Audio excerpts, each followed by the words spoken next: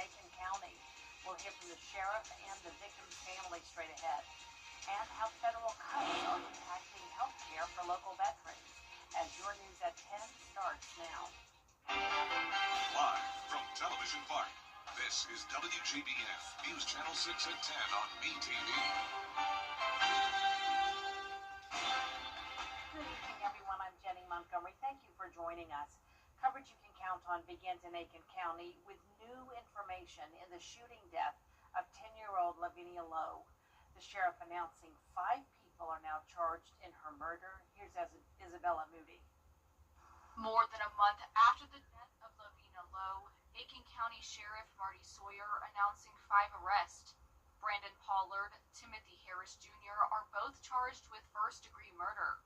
Tremaine Wilson is charged with murder. All 3 are facing criminal conspiracy charges. The other 2 suspects, Rodarius Blocker and Quincy Dunbar, are also charged with criminal conspiracy. Dunbar is also charged with accessory to murder. His booking photo was not available. Throughout our investigation, we committed every available resource to finding those responsible for this senseless and cowardly act of violence. Sheriff Sawyer says the shooting came in retaliation of the murder of Trenard Shepard on June 22nd. He says the person the suspects intended to shoot had not lived in the home for a year and a half. And our investigators have connected the two, and evidence shows that these gang-banging cowards fired into the residence where the 10-year-old girl slept in her bed, killing her as a retaliation for the Sarah Street shooting. They attacked a house full of innocent people. During Thursday's announcement, Sawyer encouraged the community to help reduce gang violence by letting police know when they see something. Until the community steps up and assists law enforcement, and until people get sick and tired of these gangbangers shooting up innocent victims, is not going to change. Lavinia Lowe's great aunt says the family is still coping with their loss, but happy the arrest have been made. On behalf of our family of our precious baby, known as Muffin, we want to thank every law enforcement that put in tireless nights and hours to make sure that those arrests were appropriate. My niece, nephew have struggled for the last 35 days. But on yesterday, the news was given, and we had a celebration at her gravesite. Sawyer says there's still at least one person who may be connected to this case. In Richmond County, deputies are cracking down on the juvenile curfew laws. Tomorrow, the sheriff will detail new protocols that will be put in place. These include taking kids who are out past curfew to designated holding locations where they can be picked up on weekends, and calling parents directly to scenes to pick up their kids on weekdays. We'll have full coverage of the sheriff's announcement tomorrow on News Channel 6. Time now for a first look at the forecast. Here's our chief meteorologist, Jenna Petracci. For a first look at the forecast, here's our chief meteorologist, Jenna Petracci. Well, Jenny, a lot of areas are dry tonight, but a lot of areas are also seeing very heavy rain and thunder and lightning, and I'm hearing the thunder now at the station. You can see here on Live by First 6 that we are picking up on a ton of lightning strikes. Most of this activity is north of Augusta. You can see zoomed in here to this very small area around McCormick and Edgefield County. This is the main area that we're watching where there's torrential rain and over 50 strikes over the last 5 minutes. Then looking further down towards the south, Grovetown and Evans, some light rain near you. Heavy rain now into Richmond County, stretching down towards Hepzibah. And this area, parts of Columbia County into McDuffie and McCormick, was under an aerial flood advisory. It still is technically until 11:15, but all of that heavy rain has moved out of the area. But look at the rainfall totals, over 3.5 inches in some spots, and all of that happened over just around 2 hours. Down to the south of that, Jefferson County, north of Louisville, we're seeing heavy rain and lightning, and then back towards the west, a stronger storm just outside of Washington and Johnson counties, and heavy rain over Sandersville. This is our Terry Lambert Hyundai Skyview cam. You can see, wow, that is a really, really cool view. I'll have more details on your forecast coming up as we have that big cool down coming Augusta's mayor says the group looking at recommending changes to the city charter needs to stay the course. Mayor Garnett Johnson led the push to create the Charter Review Committee to work with the UGA experts to improve city government. But the group is facing criticism for infighting, not making progress, and a lack of trust with many in the community.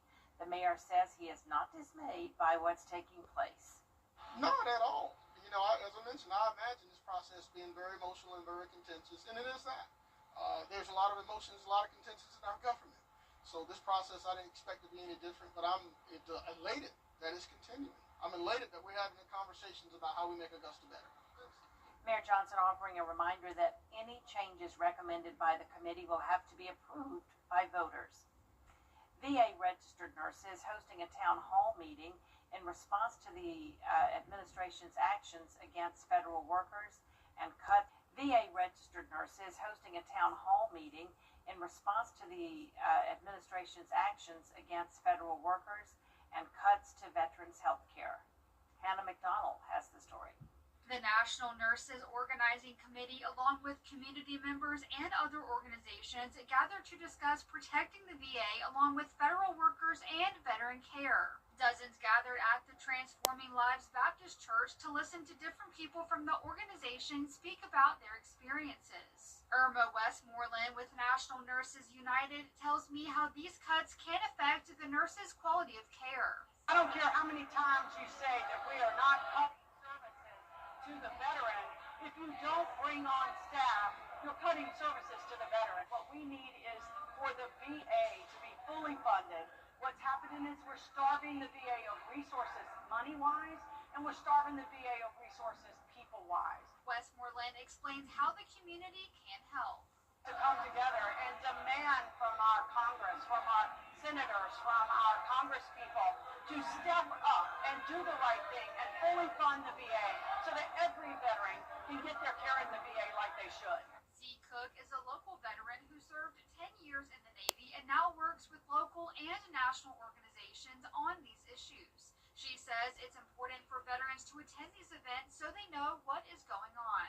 Gets them a little bit more involved with trying to make a difference and trying to stop these cuts. It also lets veterans know that, like, obviously this is not something that people are just not working or not putting in the same effort they were before.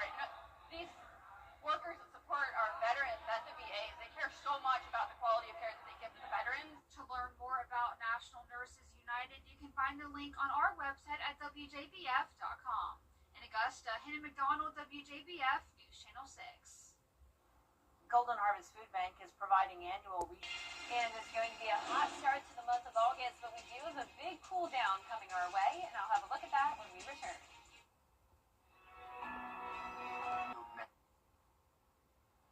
Now, your most accurate forecast with WJBF Live 5/6. Welcome back. I hope you're staying safe out here with these storms. None of them are severe, but they are definitely packing a punch with torrential rain and very frequent lightning all around the metro. So let's start out up towards Edgefield County, where we have this heavy cell. This is moving off towards the southeast. We're seeing Edgefield just on the leading edge of this. So if you are in Edgefield, Johnson, and Trenton, I'm sure you are starting to really hear that thunder ramp up and the lightning in the distance. Now you can see down here towards Richmond County, just outside of Grovetown, Evans, Martinez, we have a heavy downpour. This is to the north of Hepzibah. Notice Augusta and North Augusta itself, downtown Augusta, completely dry, but still hearing that thunder and seeing the lightning in the distance. Over in Jefferson and parts of Burke County, we have the rain and lightning, and then we have a new special weather statement until 10:30 p.m. for parts of Johnson County for the possibility of 50-mile-per-hour wind gusts and even pea-sized hail with this cell moving in from the west. I'm back on our Terry Lambert Hyundai Skyview cam now over at Wellstar MCG Health, where we're seeing an incredible lightning display. There it is, and this is continuing for just hours on end for some places, and we're going to continue to see some storms until around 1 o'clock in the morning. Now, I'm not expecting anything severe, but definitely going to continue to see some of that heavy rain and lightning. We're at 85 degrees. It's still feeling like 95. It's very warm and muggy out there. Some places towards the west are cooler now with the rain. It's a bit windy out there. Gusts up to around 25 to 30 miles per hour. But for tomorrow morning, we're going to be back to sunshine, and then once we get into the afternoon, showers and storms will return as temperatures heat up. Another hot and humid day tomorrow. Heat stress potential is definitely there, along with the possibility of damaging wind gusts as the entire CSRA is under a marginal risk of severe weather and a marginal threat of excessive rainfall. And even over in our South Carolina counties, a slightly higher threat that we could see some flash flooding, just like what we saw tonight around Columbia, McCormick, and Edgefield counties. Now, here's our futurecast tonight at 11 p.m. The stronger storm activity will be to the south of Richmond County now. Those storms up to our north will start to fade away, and then we're going to be dry once we get to around 2 o'clock in the morning.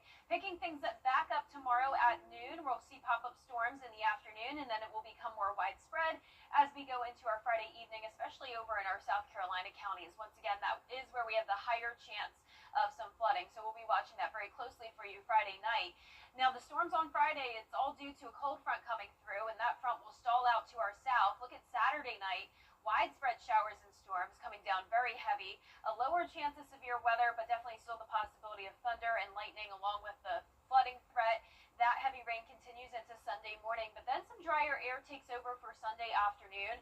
So our northern counties will see more so a light rain, while there could be some heavier downpours down towards the south, and our temperatures will be much cooler. Now, those rainfall totals could get up to around 2 inches in some spots, as it will be a very soggy weekend. You can see those rain chances really ramping up on Saturday as temperatures go down into the low to mid 80s. Back to you, Jenny. All right, thanks so much. Want to get up close and personal with the weather? Request a school visit from the Live 5 or 6 weather team today. It's a cool and exciting way to bring the fun and fascination of weather to students of all ages. Or take a field trip to our state-of-the-art studios at Television Park in Augusta. It's an interactive experience your class won't forget. Request a Live 5 or 6 school visit or studio tour by signing up today at WJBF.com/schoolvisit. 50 years later.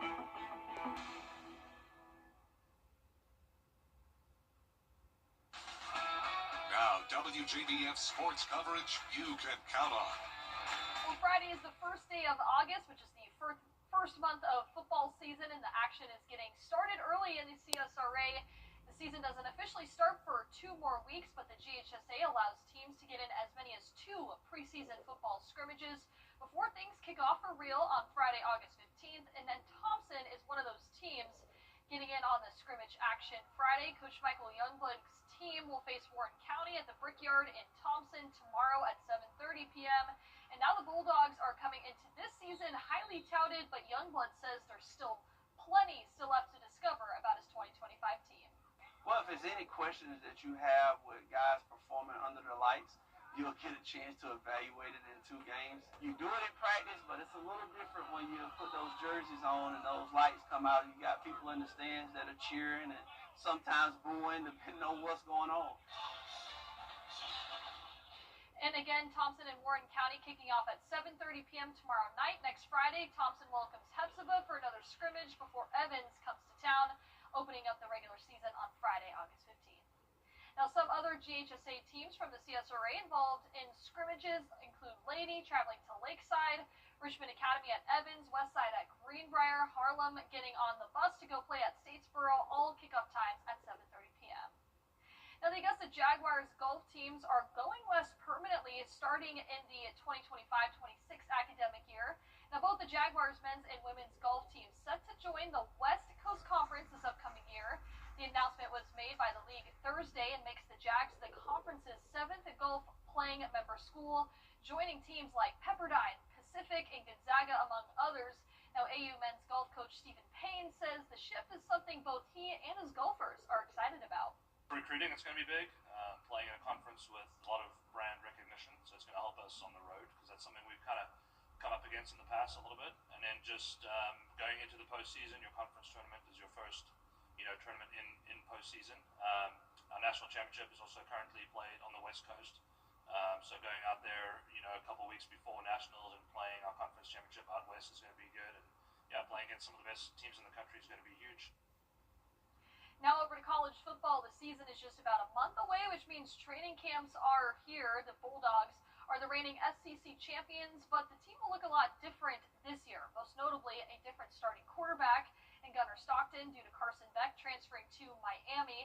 Now it's Kirby Smart's 10th season coaching the Bulldogs, and while the message is the same each year, he's optimistic about the players' willingness to compete. Got 40 or 50 guys around maybe it's completely new, first or second year. So I don't think you have to worry about your message staying fresh when you have the turnover you have. But you have to keep your message fresh based on what's changing in college football and offensively and defensively, schemes, things people are doing outside of it, and just the demands you have. Their season kicks off August 30th against Marshall, 3:30 p.m. on ESPN. That's it for sports. We'll be right back. Get the best insurance rate for your home or auto at Caps Insurance Agency. Come by or call us. Get covered with Caps today.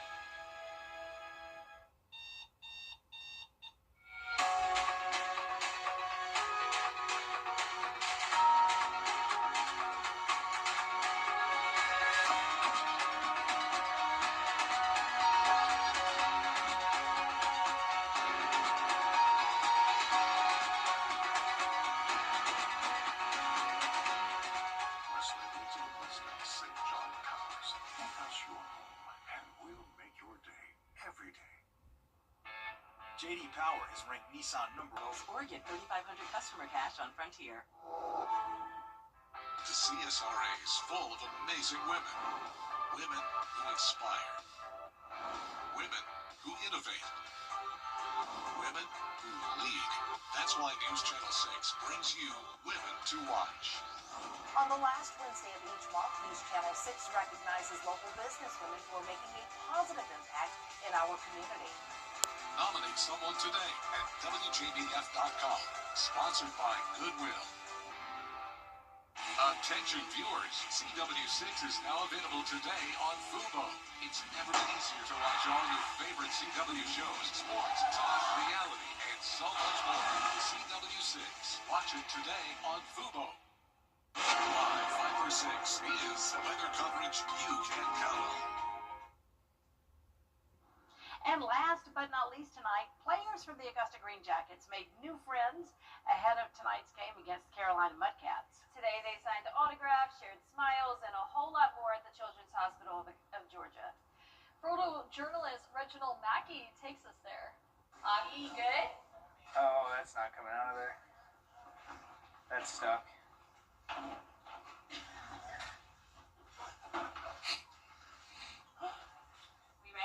Hey, what's up? Hey!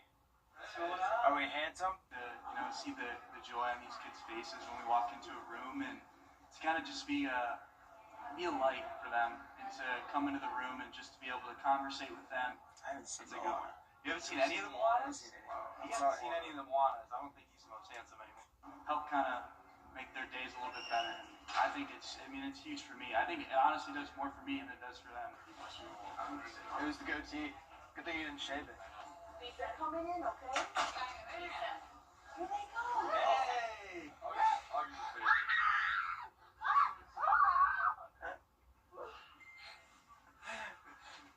Awesome. I mean, that was probably the coolest feeling I've had in a long time. Just the excitement that knowing that you brought that excitement to someone. Yeah! Giving back to the community really reminds me just how thankful I should be. The health that we've been given, and the opportunities that have been given to us because we've been able to be healthy is just like nothing short of amazing. So sweet. That is so sweet. And speaking of the Green Jackets, they had nice weather tonight, luckily. They did. The Storms did hold off. I know they got the win tonight against the Carolina Mudcats. And then on our 10-day forecast, you can see as we go into the weekend, those rain chances are ramping back up. We're going to see scattered storms tomorrow. Another hot day at 96, but then eventually much cooler temperatures this weekend down into the low to mid 80s. And then we'll continue to see those upper 80s into early next week. Low temperatures are also falling. For once, we'll see some mid to upper 60s in the mornings. But unfortunately, the cooler temperatures comes with the rain and cloud cover this weekend.